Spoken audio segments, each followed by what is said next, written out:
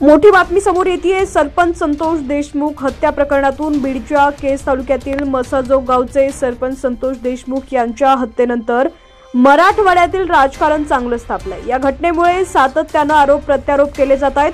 संतोष देशमुख यांच्या हत्येला 2 महिन्यांपेक्षा जास्त दिवस उलटलेत। या प्रकरणातील 7 आरोपींवर मोका लावण्यात आलाय। या हत्या प्रकरणातील मास्टरमाइंड असलेल्या वाल्मिक कराडवरही मोका लावण्यात आलाय।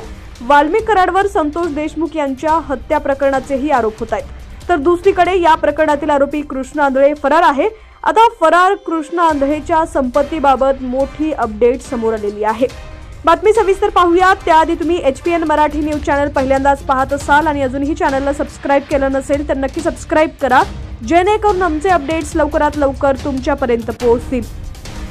संतोष देशमुख यांच्या हत्येचा तपास करण्यासाठी पोलीस, SIT आणि CID काम करतायत।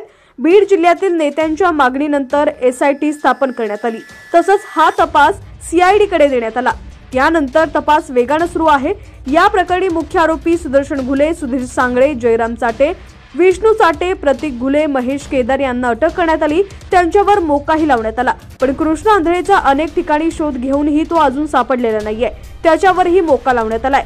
तसंच आता कृष्ण आंधळेची संपत्ती जप्त करण्याचे आदेश कोर्टाने दिलेले आहेत। CID अधिकाऱ्यांनी कृष्ण आंधळेची संपत्ती जप्त करण्यासाठी अर्ज दाखल केला होता। आता या अर्जावर बीड कोर्टाने आज आदेश दिलेले आहेत।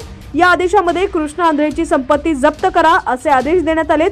कृष्ण आंधळेच्या नावावर 5 वाहनं आहेत। तसंच धारूर आणि केजमध्ये बँक खाते आहेत। हे सर्व जप्त करण्याचे आदेश देण्यात आलेले आहेत।